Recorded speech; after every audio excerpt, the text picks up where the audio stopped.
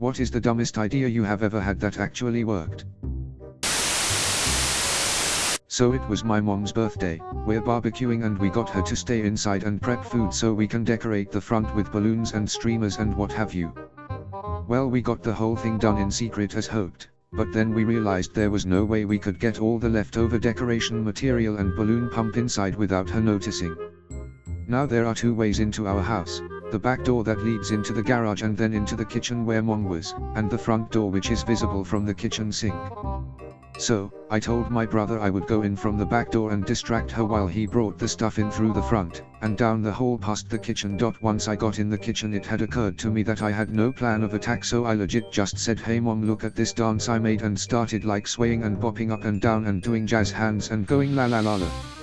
Mind you, I'm like 17 years old in this scenario. So she's just watching me, and when bro comes in and is sneaking through the hall behind her with all the stuff, I keep telling her wait, it's about to get good, and she kept watching in confusion. The second he was in the clear, I stopped and said okay, that's it, and that was that. We succeeded. In my freshman year of college, my grades were really not great. And my parents were really strict about getting good grades.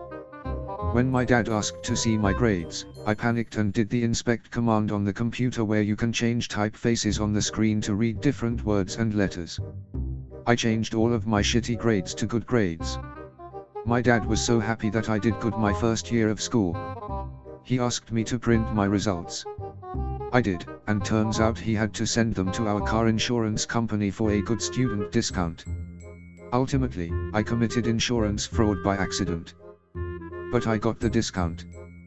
Life hack: commit insurance fraud.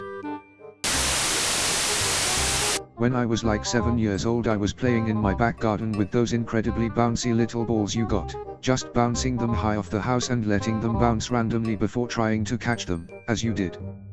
One time I went for this huge throw off the wall and it bounced crazily off various surfaces so fast I completely lost track of it.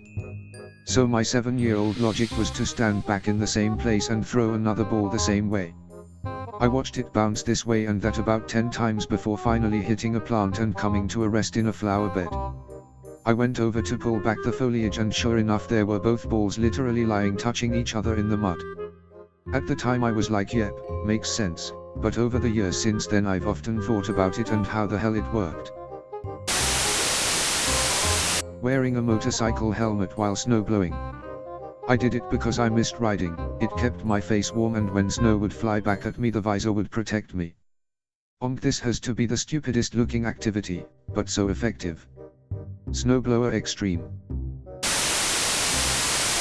When I was younger I got called into HR because I drew a very detailed picture of a penis. It was really good. The HR meeting happened like a week after I drew it and my only defense was, I don't recall doing that, do you happen to have the picture? It might jog my memory. They didn't have it of course because I had it, and because I didn't confess they couldn't do shoot. Investigation results inconclusive, have a nice day. Our power was out due to a storm. I had a camp stove to use for boiling water to make a coffee pour through, but I couldn't use my electric grinder for the coffee beans. I tried fashioning a mortar and pestle but it was taking too long.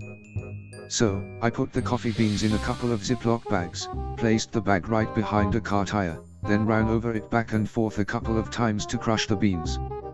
Worked like a charm. I forgot to bring a resume to a job interview, but I had an index card in my bag.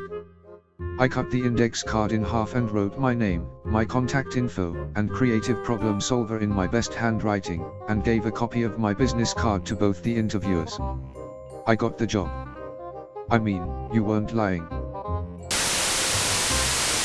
When I was young and broke I bought a sofa from a used furniture store. I had no way to take the sofa home. I went to a used car lot a couple of blocks away and took a truck for a test drive. I bought some furniture at IKEA and didn't have a good way to get it home, so called a fancy Uber and had a bemused driver take me and my stuff home. He even offered to help load and unload everything. Haha. My dad was coming home from work and his old clunker started spewing smoke and dying, so he costed into a car lot. He knew it was time to buy a new car but not the brand he pulled into. He took a test drive to the lot he wanted to buy from. He returned the first test drive and he limped the clunker to the second lot to finish the trade-in. Back in high school, I stopped by one of my teacher's rooms after class to ask him some questions about our homework. When I walked in, I noticed he was grading some of our tests. Of note, all of his tests were made up of multiple choice, true/false, or matching, and all of the answers were bubbled in. What I noticed was that instead of using an answer key to grade, he was just placing a stencil over the paper with the correct bubble punched out. The stencil wasn't transparent, so all it showed was whether we bubbled in the right answer or not. Flash forward to our next test, and I'm stuck on a T/F question. Knowing how he graded, I figured I'd bubble in both T and F, and if he caught it, it would be easy enough to claim it was an accident. Well, he didn't catch it, and I used that trick the rest of the year for a little extra boost on all of his tests.